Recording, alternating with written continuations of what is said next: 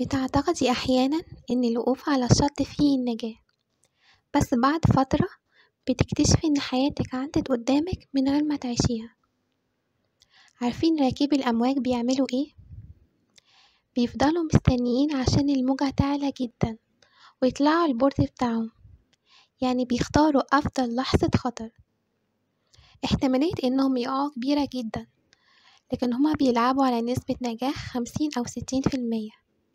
لو نجحوا هياخدوا أجمل إحساس في الدنيا، ولو وقعوا هتتكسر رقبتهم.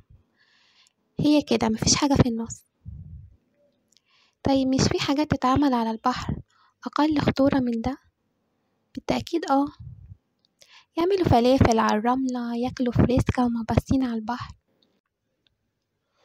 لو رجعتي لحياتك هتلاقي لحظات كتيرة مرت عليكي كان قدامك قرار زي قرارهم كده.